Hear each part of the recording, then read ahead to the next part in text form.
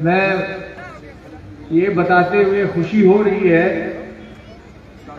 कि समाज के काम के लिए इतनी तादाद में आप लोग आए हैं और जो लोग भी इस संघर्ष समिति के हाजी साहब के साथी लोग हैं उनको भी मैं शुक्रिया अदा करना चाहता हूं कि आप लोगों की मेहनत से ये जो आपने वो आवाज उठाई है ये आवाज दूर तक जाएगी और हम उम्मीद करते हैं कि जिस नीयत से हम लोग सब लोग इसमें शामिल हैं उसका फल जरूर अच्छा निकलेगा।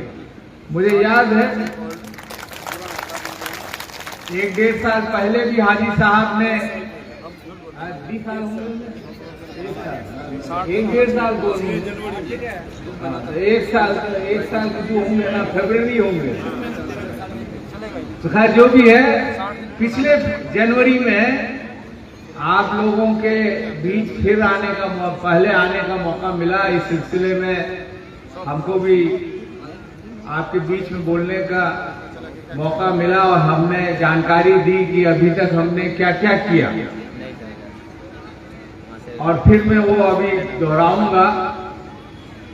हाजी साहब ने कुछ पॉइंट्स ऐसे बताए थे जिसकी जानकारी होना बहुत जरूरी है सही फैसला और सही अंजाम के लिए। और आज फिर हमको उन्होंने याद दिलाया जो पहले से मुझे याद था, लेकिन अच्छी बात है, याद दिलाएंगे तो याद ताज़ी रहेगी। अभी 2 दिन कबल तक पार्लियामेंट चला, आपके बीच नहीं रह के वहां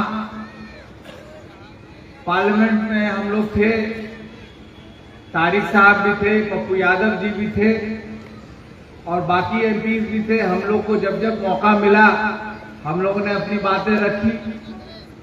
अभी कुछ दिन पहले सुरजापुरी आरक्षण के लिए हमने मांग किया, शायद आप लोगों में से कुछ लोगों ने सुना होगा। और भी बीच बीच में जब जब मौका मिलता है, क्योंकि 550 मेंबर हैं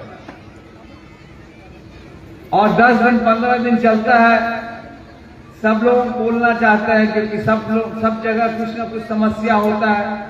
सब एमपी चाहता है कि हमारे यहाँ एएमयू भी बने, सरकारी अस्पताल भी बने, जो कटाव का मसला है उसका भी निदान हो सके, सड़क हो, अस्पताल हो, हर तरह की चीज है जो सब लोग उठाना चाहते हैं।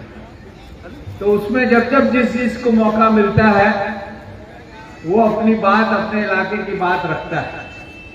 महानंदा बेसिन को लेके पिछले मर्तबा जब आपने पहली बार हमें जिताया था, कई मर्तबा हमने लिखा और मुझे खुशी है कि उसकी शुरुआत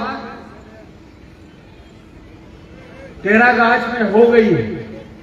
लेकिन एक बुनियादी बात जो आपको अगर याद होगा, मेरे ख्याल से 1-1.25 साल पहले हमने पार्लियामेंट में जब महानंदा बेसिन पे कहा था कि आप जो बांध बना रहे हैं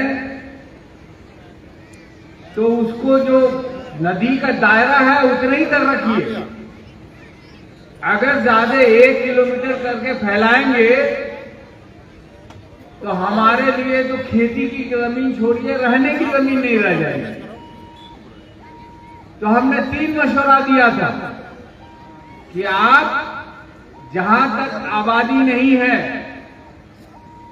जहां तक नदी है या नदी का बहाव होता है बरसात में, वहां तक आप बोल्डर पिचिंग कीजिए, या नहीं तो जो धार है उसको गड्ढा करके जो धार के बगल में आप कंक्रीट दीवार बना दीजिए, जैसे यूरोप, अमेरिका और कहां चाइना वगैरह में है। यहां हिंदुस्तान में भी धीरे धीरे हो रहा है, पटना में भी है। पटना में नियम है कि 30 मीटर दूर तक घर नहीं बनेगा और उसमें बिहार सरकार ने, चूंकि चिट्ठी एएमयू के लिए आप जानते ही हैं, हम लगातार उसके लिए कोशिश में हैं और वो कुछ लोगों ने केस कर दिया कि भाई वो तो नदी किनारे की जमीन है, वहां नहीं बन सकता। तो बिहार सरकार से भी हमने मदद मांगी। तो ये सब के बारे में हमें जानकारी है कि उत्तरी बिहार में अगर हिंदुस्तान के कानून के हिसाब से देखा जाए तो उत्तरी बिहार हो गया, असम हो गया, उत्तरी यूपी हो गई, तो आधी आबादी को उठ के अपना घर बारी छोड़ के चला जाना हो, जो मुमकिन नहीं है। ये जो मैं जगह की बता रहा हूं, इसकी आबादी 20 करोड़ से ज्यादा है। अब 20 करोड़ आदमी घर बारी छोड़ के कहां जाएगा? इस सिलसिले में जो भारत सरकार का मिनिस्टर है उससे भी हमें मिला, लिखा हमने कि ये आपको बदलना होगा, आप चाहिएगा कि नोटिस भेज दें और हम अपना घर बारी खेत छोड़ के चले जाएं, तो कहां जाएंगे? क्या आप हमको जमीन दे रहे हैं कहीं पे? तो ये सब बातें हुई हैं और अभी 2-2.5 हफ्ते के बाद फिर से पार्लियामेंट चलेगा, लगभग 1 महीने के लिए। ये मुद्दा जैसे ही मुझे मौका मिलेगा महानंदा बेसिन में हम जरूर करेंगे। और अभी हाजी साहब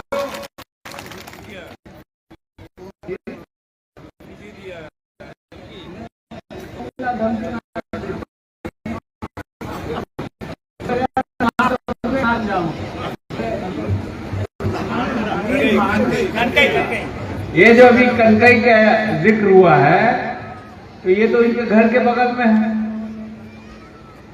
तो इनको अच्छी जानकारी है। लेकिन इसी तरह जो महानंदा बेसिन है, बड़े बड़े नदियों को उसको बांधा जाएगा और कहीं पे कनकई मिलेगा, कहीं पे डोंक मिलेगा, कहीं छोटा छोटा धार मिलेगा और हर जगह अगर हम दीवार बना देंगे और उस धार का और कनकई का पानी हम नहीं जाने देंगे तो हमारा तो हजारों, 10,000 एकड़ जो है तालाब बन जाएगा। तो इससे अच्छा तो जो अभी है वही ठीक है कि भाई हर साल हम कटते हैं, हमारा 5 एकड़ 2 एकड़ घर, 4, 5 या 100 घर टूटता है। यहाँ तो हम लोग का हजारों एकड़ चला जाएगा, हजारों घर उजड़ जाएगा। तो कैसे हम इसको होने देंगे? तो इसके लिए हम लोग की कोशिश जारी रहेगी, पार्लियामेंट में भी और बिहार सरकार में भी। और हम ये निवेदन करना चाहेंगे कि जो कि ये बांध रोको समिति के संयोजक हैं, चेयरमैन हैं, आप नीतीश जी से टाइम लीजिए और जितने भी हम लोग यहाँ पे उत्तरी बिहार के चुने हुए लोग हैं, चाहे एमएलए हो, रुकनुद्दीन साहब हो आपके एमएलए,